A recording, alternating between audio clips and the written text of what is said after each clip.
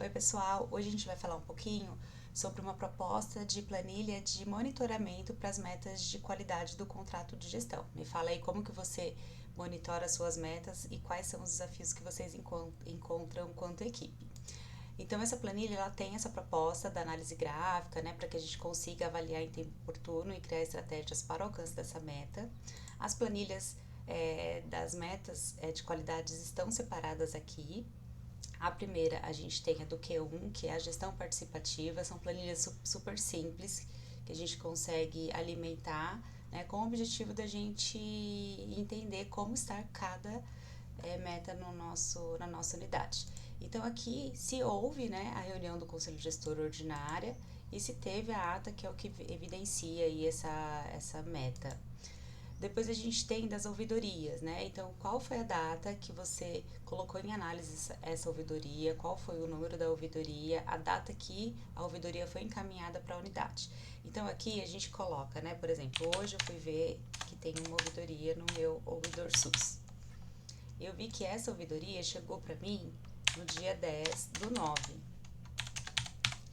Aí, automaticamente, ela vai colocar aqui a data de 10 dias, que é um prazo que a gente coloca para poder fazer essa resposta, né? Considerando que a meta é 20 dias para concluir ela no ouvidor, então a gente tem uma margem aí de mais 10 dias, né? Então, o prazo do envio, geralmente para uma análise institucional, em 10 dias, e 30 dias que eu tenho no máximo para concluir essa demanda no meu ouvidor.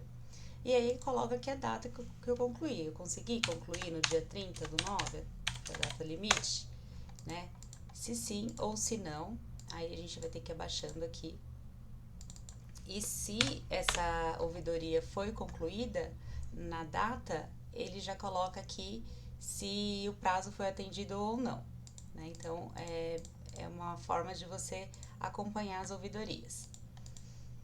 Aqui a gente tem a avaliação de prontuário. Eu acredito que cada instituição, cada unidade tem aí a sua comissão de prontuário, onde faz, né, mais minuciosamente essa análise de prontuário, mas a planilha ela tem o objetivo da gente pegar uma amostra e alimentar com o propósito, né, de avaliar a meta do Q3. Então aqui a gente tem a data, qual foi o prontuário avaliado e aqui, né, os requisitos que se pede para essa meta, né? Então, se houve a assinatura do profissional, a descrição do exame clínico, a presença de diagnóstico, né? Do CID, do CIAP, se teve o registro, né, da avaliação antropométrica semestralmente da criança de 2 a 5 anos, se teve a verificação de pressão arterial dos hipertensos e hemoglobina glicada dos diabéticos, né? E aqui também a gente tem a data que que aconteceu a auditoria na unidade, né? Então, a auditoria por vezes acontece uma vez por ano, 2 vezes por ano em cada unidade, e a gente coloca aqui, a gente consegue também avaliar lá nos gráficos se, né, teve o alcance da meta ou não. Na Q4, a gente tem o calendário vacinal. Também tem uma rotina nas salas de vacinas, né? De fazer esse monitoramento a partir das fichas espelhos, mas aqui a gente pensou numa amostra, né? Uma amostra mensal nessa faixa etária, como que está o cenário das minhas crianças, né? Para poder também avaliar, né, o gestor ou o enfermeiro poder ter aí essa amostra de se precisa intensificar as ações da sala de vacina para o alcance da meta. Na Q5 a gente tem o RN de baixo risco, né, a consulta de RN até 10 dias. Então a gente tem aqui a data do parto e ele também já te dá, né, o limite dessa consulta. Então, se nasceu hoje, eu preciso até o dia 23 realizar a consulta desse RN. Né? Então, se o RN é de risco ou não, se ele nasceu na maternidade do SUS de referência ou em outra região, se foi convênio, né? A meta diz que são das maternidades do SUS. Qual foi a data da consulta, que ocorreu essa consulta, e se a meta foi alcançada ou não, porque a gente pode também disponibilizar a data da consulta, né? E o RN não comparecer. E se teve algum desfecho, né? Se mudou, se é fora de área, é óbito, faltoso, né? E aqui um campo de observação. As outras metas, né? A meta Q6, Q7 né? As outras metas estão em outras planilhas, né? Que é da gestante, do idoso, da violência. A gente já tem as outras planilhas que acompanha esse indicador. Então, eu pulei aqui para a meta Q13, que é da saúde bucal. Então, se o tratamento concluído foi equivalente ao tratamento inicial. Então, também só mostra para mim aqui se a meta foi alcançada ou não.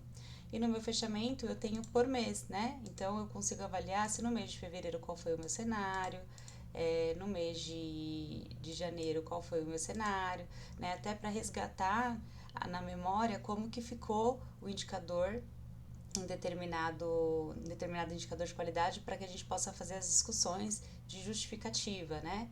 Então, conforme eu vou mudando na planilha, vai mudando aqui para mim também, né? Como ela não está toda preenchida, alguns gráficos ficam em branco.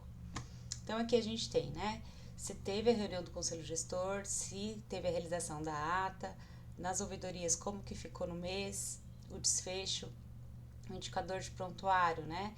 Aqui eu consigo avaliar como que ficou o cenário, deixa eu pôr janeiro que eu acho que tá mais cheinho.